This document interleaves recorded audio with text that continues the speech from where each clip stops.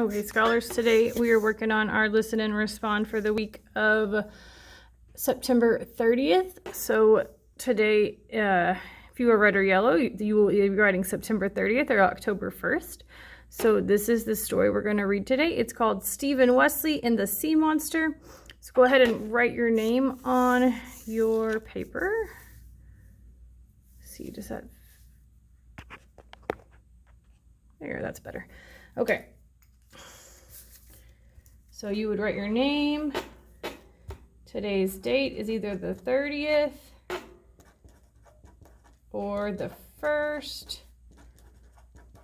You're going to write the title, The Sea Monster. Remember, we capitalize each word, the first letter in each word for titles. All right, so let's get started. It says, as college-ready readers, we always use college-ready sentences. We always support our ideas with evidence from the text. Number 1, preview. Readers always collect clues before they get started reading. Look at the front and back covers of the book before you start reading or listening to the story and fill in the chart below. What do you think this book is going to be about? Why do you think this? I think this book will be about blank. I think this because blank. All right, let's look at the front. So I'm noticing Stephen Wesley. It looks like Steve is a little scared and Wesley's trying to talk to him. He doesn't look scared. In the background, I see the water and I see a sea monster. Interesting. Let's see what's on the back. Okay, it says there is something in the pond. Wesley thinks it's just a stick, but Steve thinks it may be something much scarier. Okay, so we're going to figure out what do we think this book is going to be about based off of what we have seen on the cover. So you're going to fill this in. I think this book will be about, what do you think? You write your answer right here. And I think this because I see it on the front cover, or I read it on the back cover. So those are the options you can have on the second answer. Because we haven't read the story yet, we don't really know anything other than what we see on the front or what we see on the back. Or you could also say something like, I know this about lakes. I know this about ponds. I know this about sea monsters. If you have your own knowledge in your brain, you can use that to answer this question. But we can't use any evidence from the story yet because we haven't read the story yet, right? All right, so we're going to go ahead and get started. It says now open the recording of the story in Google Classroom. Follow along in your text as you listen and press pause while you are responding. So what we're looking for before we get started, we want to know the characters and the setting. Readers know that understanding the characters and setting of a story can help them to better understand what is going on in the story. List the characters from the story. What do you know about them? Some inner traits and outer traits. Remember, inner traits are things that are on the inside. Do you see how it says inner? It's got the in on it and it's on the inside. It's things that you can only tell by what the character says and does. And then outer traits, outer, they're on the outside, you can see them. Is this a person? Is this an animal? Do they have red hair? Do they have green hair? Do they have blue eyes? Are they tall? Are they short? So those are the differences between inner and outer characteristics. All right, let's get started. We know we're looking for the characters and we know we're looking for the setting. Remember, the setting of the story is where the story takes place. This is always, always, always going to be a location or somewhere you can go. So if it's not somewhere you can go, then you need to check your answer because it's probably wrong. Setting is always, always, always going to be a place. You don't have to write this. This is just for me to help you. If you want to, you can, but you don't have to. All right, let's see what happens.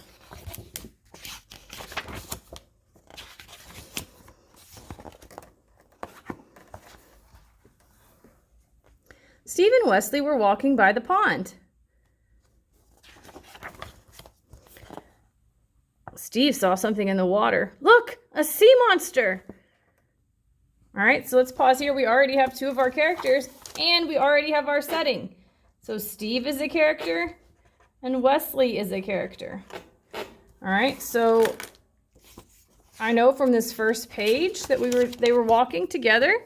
I know that this is Steve and this is Wesley, right? So what is an outer trait of Steve? Well, he is a rat. I can look at him and see that he's a rat. So this is an outer trait. Then we go to this next page, and he says that this is a sea monster. So what is an inner trait that we could assume about Steve based off of what he just said? Well, it looks like he might be a little scared based off of how he's screaming and pointing, and he looks kind of frightened in the face. So maybe he's scared.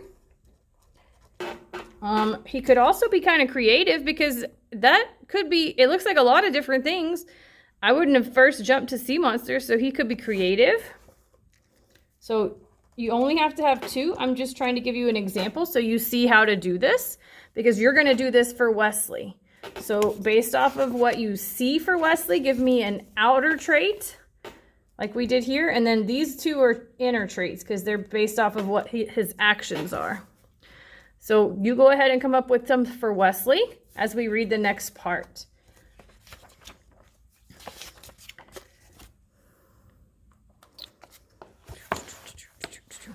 That's just a stick floating in the water. He looks so calm and collected.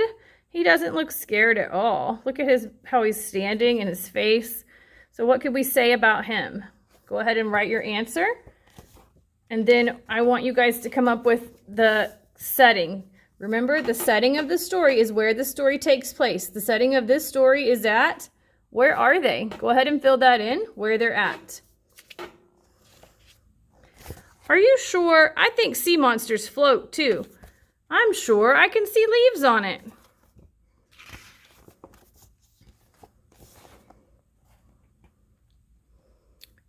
I do not see leaves. I see horns. So we're going to pause right here, and we're going to make a prediction. A prediction is when readers guess what might happen next in the story. What do you think might happen next?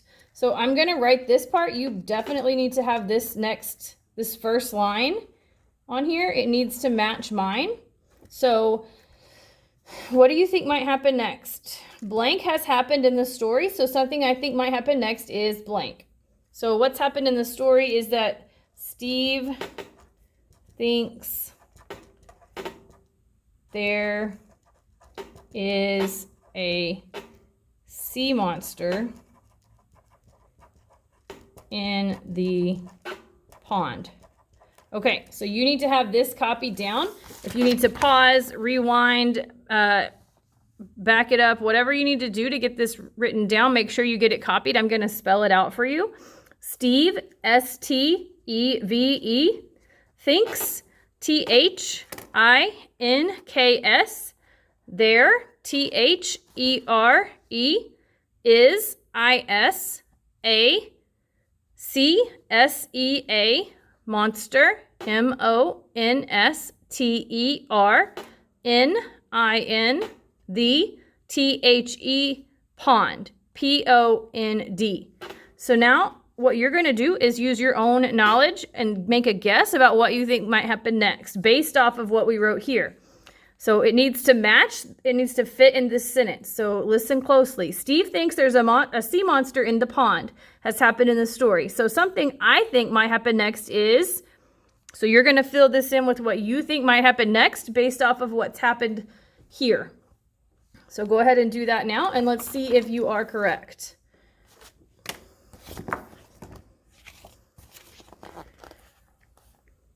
So there's an example of Steve. He's making a mind movie just like we do when we visualize things. And he is imagining that this is what the sea monster looks like. It's horns and not leaves, right? So this is what he is using his mind movie to visualize the sea monster. And then here's Wesley, and he's doing the same thing. He's using his mind movie to visualize a stick with like leaves coming off of it instead of horns. So they're both making a mind movie about what they think it would look like. Are you sure? It cannot be a sea monster. It's too small. Maybe it's a little sea monster. Steve and Wesley sat by the pond and ate their lunch.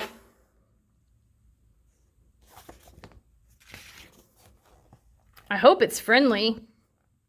Who? The sea monster, of course. Steve, that's a stick.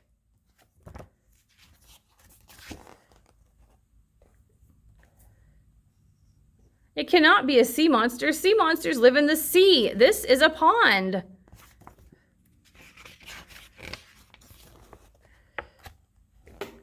I guess you are right. It must be a stick.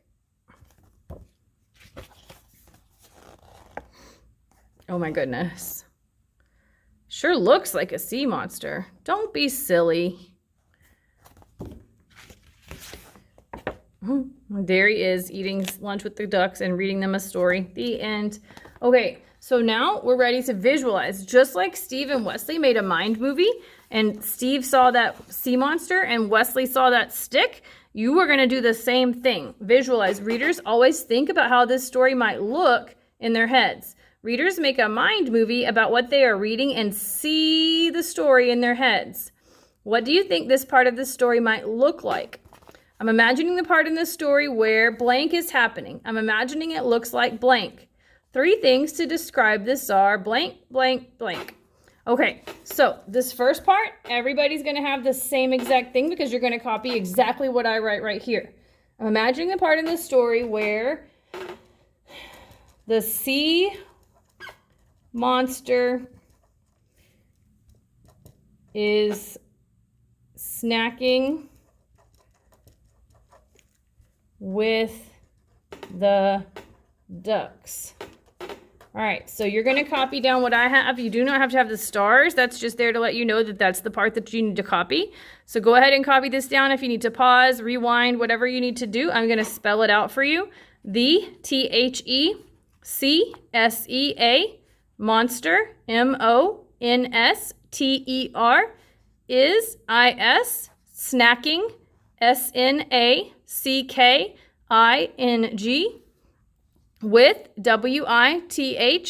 the THE, ducks, DUCKS. So now it says, I'm imagining the part in the story where the sea monster is snacking with the ducks is happening. I'm imagining it looks like, how does this look to you? This is where you come up with the one word to describe this. So what would you say? It looks silly. It looks funny. It looks scary. How does this look in your brain?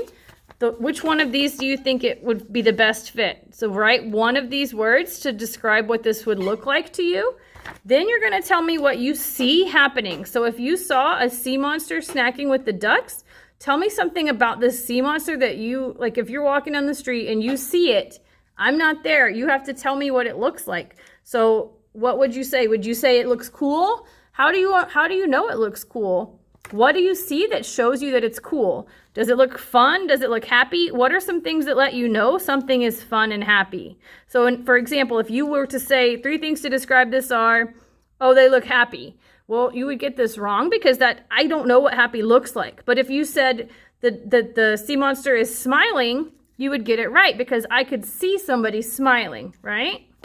So what I would say right here is a purple monster with horns, because that tells me what you see. It's a purple monster and he's got horns on his head, right? What are some other things you might see if somebody is snacking? What would they have with them? They would probably have some snacks. So you could write down snacks. And what else might you see? So you come up with this last one. You can have what I have here, but make sure that you come up with your own down here. Tell me what you see happening when they're snacking. Now we're ready to summarize because we've read the whole story and you want to give like the most important parts. Pretend like your friend asked you, you read this book, is it good? What's it about? You don't want to tell them the whole story, right? You want to give them just bits and pieces so that they kind of want to read it, but they don't know the whole ending and everything, right? So readers, think about the most important parts of a book. In your own words, give me a summary of the story you just listened to. So it says the story blank, and then it has in parentheses title of the story. That part right there that says title of the story is telling me what goes on this line. So this is telling me to write my title right here. So the story, The Sea Monster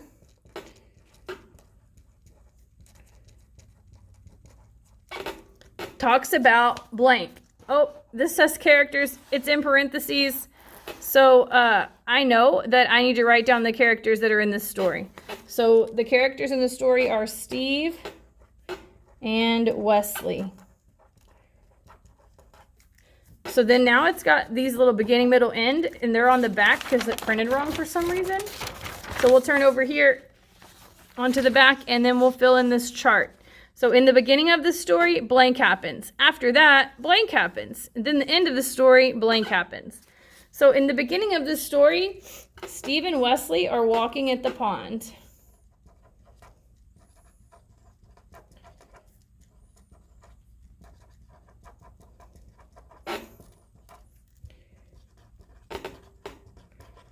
All right, so at the beginning of the story, Steve and Wesley are walking by the pond. After that, what happens? Is there a problem or anything? Do they have an argument? What's going on? What's important?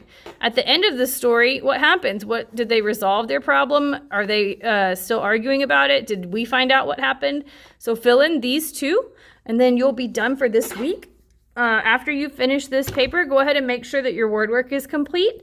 Then you can move to either IXL, Lexia, or if you finished both of those activities, you may move to reading your book at the carpet.